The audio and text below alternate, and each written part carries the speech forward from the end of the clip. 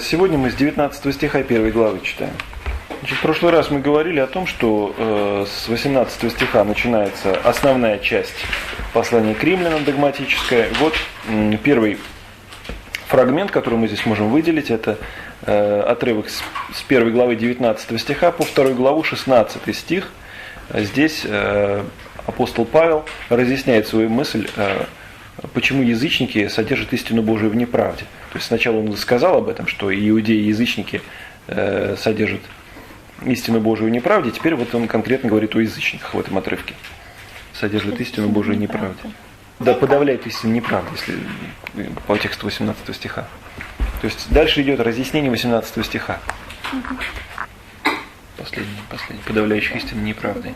Вот, и далее, еще раз, мы вернемся к 18 стиху. Здесь использовано два выражения. Всякое нечестие и неправда. Два слова там есть. Смотрите, как это в японском. Нечестие и неправда. Это лучше по святителю Николаю, если есть перевод святителя Николая. А здесь есть слова? Просто у него немножко по-другому там. Сейникураяку, он еще с дюхасэцу. Вот, так вот, в Кен, значит, нечестие разъясняется в это выражение в 19-23 стихах. Вот, смысл тот, что они знали Бога, но не как должно относились к Нему. Это нечестие. Они знали Его, знали, но не как должно относились. Вот, а неправда, второе слово, которое там использовано, объясняется в отрывке с 24 по 31 стих. Означает оно так, что они знали, как нужно жить, но жили при этом порочно и развращенно. Ибо что можно знать о Боге явно для них, потому что Бог явил им. 19 стих, пожалуйста. Вот, значит, апостол Павел начинает изъяснять мысль о том, что язычники были нечестивы, но для того, чтобы эту мысль доказать, ему нужно сначала доказать, что язычники действительно имели какое-то знание о Боге. Но ведь они не имели такого откровения, которое имели иудеи. Откуда они могли знать о Боге? То есть он говорит, то, что было доступно человеческому уму в его естественном состоянии, то было для них ясно. Вот. И, значит, что именно можно было знать о Боге? Значит, во-первых, Иоанн Златоуст говорит, что, во-первых, от рождения Господь сам влагает в сердце человека ведение о себе. Это первая мысль. Когда человек рождается, ему уже присуща идея Бога.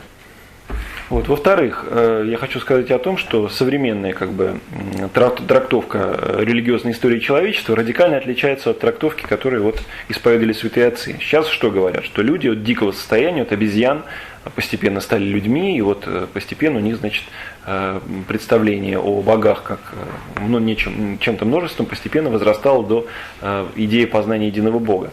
Святые отцы говорят иначе. Человек не восходит, а напротив деградирует. То есть вначале Господь вложил в душу человека истинное ведение, как о едином Боге. Но постепенно, развращаясь, человек создал себе многих богов. Об этом дальше здесь апостол Павел говорит.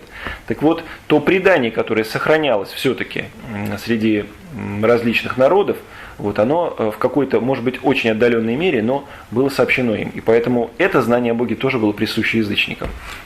То есть остатки истинного предания. Ну и, кстати сказать, по поводу всяких там переходных форм. Мы знаем, да, нас всех учили, что постепенно, значит, человек через пятикантропов, неандертальцев восходил до современного состояния. Сейчас наиболее радикально настроенные верующие ученые говорят, что вообще не эти переходные формы, это все ложь и подделка. Никаких переходных форм не существует. Но есть люди, которые все-таки признают, что были такие люди, как неандертальцы, кроманьольцы, но эти люди говорят, это не переходные ступени эволюции человека, это тупиковые ветви. То есть эти люди, которые полностью утратили божественное предание, одичали и озверели. И превратились в таких человекоподобных существ. То есть это просто следствие крайнего отпадения от Бога вследствие грехов. Это такая мысль тоже есть.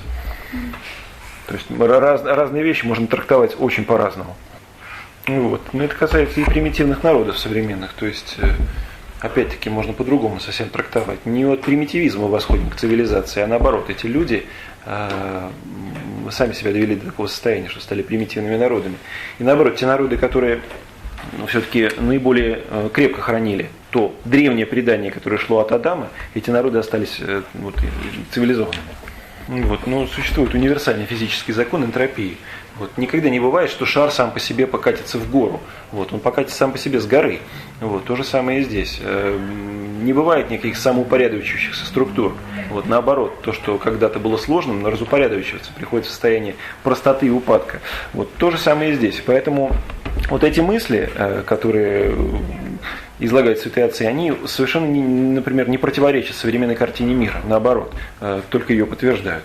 Вот, поэтому здесь апостол Павел говорит как нечто очевидное для людей того времени, что язычники не имеют оправдания, они имели предание, но это предание не послужило ни на какую пользу.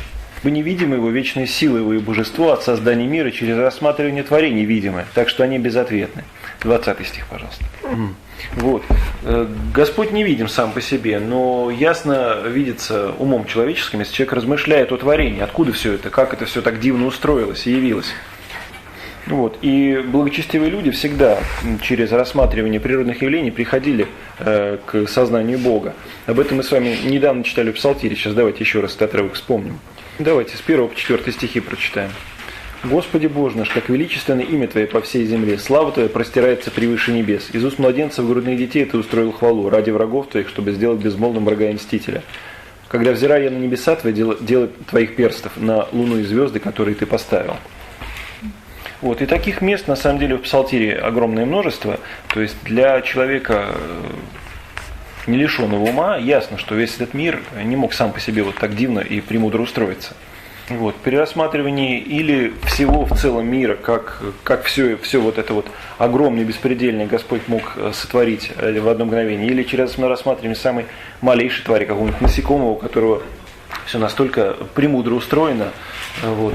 Человек, если он не лишен ума, он приходит к познанию того, что все это сотворил невидимый Бог.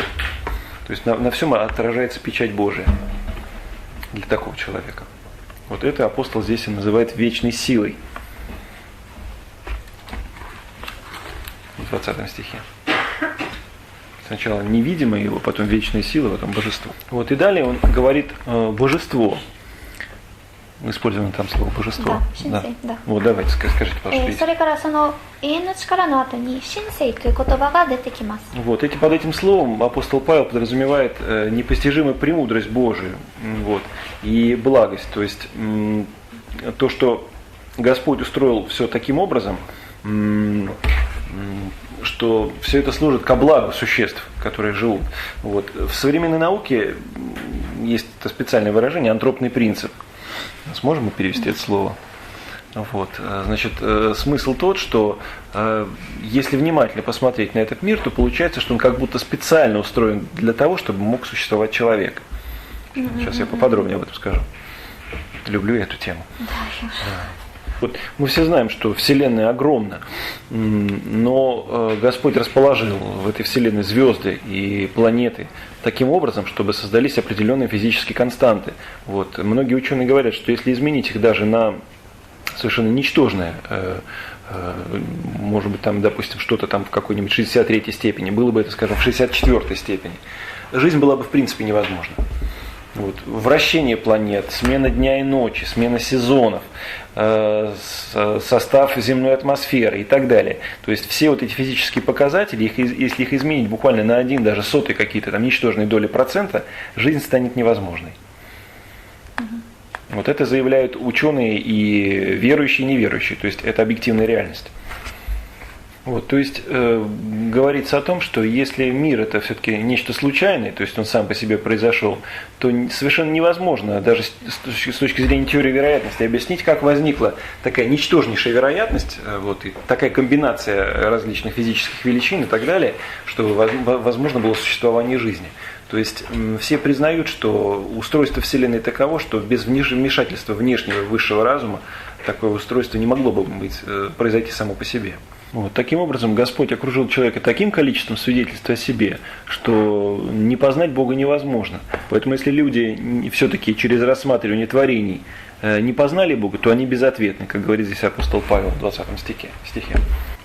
Вот. И при этом может возникнуть мысль, что, может быть, Господь вот устроил так, чтобы действительно людей осудить за то, что они не познали Бога. Нет.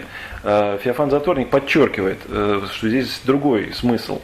Бог все устроил так, чтобы люди не могли не познать и не уразуметь Его, и тем избегнуть всякого осуждения. То есть Он сделал все, чтобы люди познали Его и избежали любого осуждения. Но тем не менее люди не познали Его. Но как они, познав Бога, не прославили Его как Бога и не возблагодарили, но осуетились в умствованиях своих, и омрачилось неисмысленное их сердце. 21 стих, пожалуйста. в отрывке с 21 по 23 стих апостол Павел кратко, в нескольких словах очерчивает вообще путь ниспадения от истинного богопочитания к идолопоклонству. Вот, сейчас мы об этом поговорим. Вот. Во-первых, апостол Павел здесь говорит, что язычники, познав Бога, вот, что является доказательством того, что они знали Бога. Вот. А Златоуст отмечает, сам факт того, что язычники признавали многих богов, означает, что идея Бога в них присутствовала. То есть о Боге они что-то знали, то есть они не были атеистами.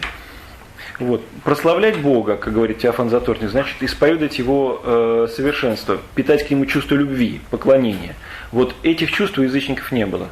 Вот. И далее говорит о том, что не возблагодарили. それから感謝することもせずという言葉があります。 Вот. Благодарить Бога значит исповедовать, что мы сотворены от Него, вся наше бытие от Него, вот, и поэтому благодарить Его за все те блага, которые нам не спаслал. Этого тоже язычники не делали.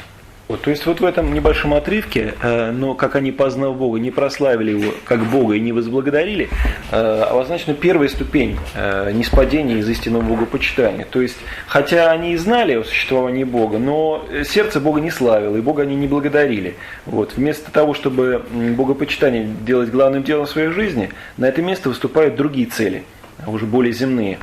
Но осуетились в умствованиях своих, дальше об этом говорится. Это вторая ступень ниспадения. То есть, отвращаясь от Бога, люди начинают обращаться к творению и хотят в творении найти то, что может дать только один Бог. Что ты там следующее? Отвращаясь от Бога, люди От Бога, да. обращаются, Ну, то, что может дать только Бог, они начинают искать среди творений. Например, блаженство, наслаждение. Да-да. То, что может дать только Бог. Вот, люди начинают искать уже среди того, что близко к ним. Среди не божественного, а того, то, что сотворено. То есть речь идет совершенно о чувственных благах. То есть вместо того, чтобы получать вечные блага, люди начинают искать благ чувственных. Евгеньевич Еремия. «Ибо два зла сделал народ мой. Меня, источник воды живой, оставили и высекли себе водоемы разбитые, которые не могут держать воды». Вот это тоже образное выражение как раз и говорит вот о суете. То есть люди вместо того, чтобы искать воды вечной жизни, высекают себе собственные водоемы, которые вообще воды держать не могут. Вот. Сердце – это внутренний человек, или дух, или самосознание, или совесть. Это все взаимозаменяемые понятия. Так вот, вместе с тем, что человек осуетился в своих помышлениях, начинается и омрачение всего человека. То есть человек устанавливает правила жизни, которые не согласны с его собственной совестью. И поэтому совесть постепенно заглушается, и страх Божий отходит. «Называя себя мудрыми, обезумели» 22 стих. Это 4-я ступень падения. Когда весь тот порядок жизни, который устроен, человек попирает собственную совесть, но чтобы как бы оправдать самого себя, он начинает это оправдывать. То есть он говорит о том, что вот тот извращенный порядок жизни, который возник, на самом деле это норма. На самом деле это жизнь, свойственная человеку. Ну, например, человек делает явный грех, да, то есть совесть его обличает, но он себя при этом оправдывает. Это именно это и есть ступень ниспадения. То есть, когда человек явно то, о чем говорит ему совесть, старается заглушить, оправдать. Ну, все так делают, все так живут, это в порядке вещей, человек так создан и так далее. То есть, явную ложь он начинает оправдывать, говорит, что это так оно и должно быть. И хотя с объективной точки зрения это верх безумия, но эти люди считают, что это верх мудрости. Поэтому они считают себя мудрыми. Отличительная черта такой мудрости, как замечает Феофан Затворник, самомнение и самонадеянность. И очень хорошо такое состояние описывает святой Исаак Сирин. Он говорит о том, что человек, который не верит в промысл Божий, не верит, что Господь управляет этим миром, начинает все приписывать самому себе. Считает, что действительно человек управляет этим миром. И все бывает согласно с тем, что человек делает. То есть, хотя себя он в этом убеждает, но на самом деле почему-то в то же самое время, когда он считает, что человек это господин мира, им начинает овладевать беспричинный страх. То есть он начинает бояться малодушествовать, бояться болезней, бояться бесов, бояться людей, бояться различных слухов о смертях и так далее. То есть отличительная черта этой мудрости не только самонадеянность, но и трусость. И поскольку человек, именующий себя мудрым, при этом страдает такими, можно сказать, душевными болезнями, то это явное обличение безумия этого мира. Поэтому апостол Павел здесь и говорит, что называя себя мудрыми, обезумели. 怖がって болезни, различные стихийные бедствия. И славу нетленного Бога изменили в образ, подобный тленному человеку, и птицам, и четвероногим, и пресмыкающимся. 23 стих. Вот, если все предыдущие ступени это были только путь или подготовка, то вот, наконец, пятая, последняя ступень падения – это идолопоклонство, о котором здесь в этом стихе и говорится. Вот, и Феофан Затворник отмечает, что если язычники действительно во всех, так сказать, человеческих отношениях были мудры, например, это показывают остатки древних цивилизаций, то в религиозном смысле, конечно, были совершенно безумны. Вот, и это вот здесь описано. То есть во что они, собственно, превращались, кому они поклонялись. Вот, и здесь в 23 стихе используется слово «изменили», славу нетленного Бога изменили. Вот. Святые отцы объясняют, изменили, то есть, следовательно, прежде имели нечто другое. Другими словами говоря, изменили славу Бога, значит, что Бога всесовершенного, вечно живого Духа заменили истуканами, мертвыми и грубыми.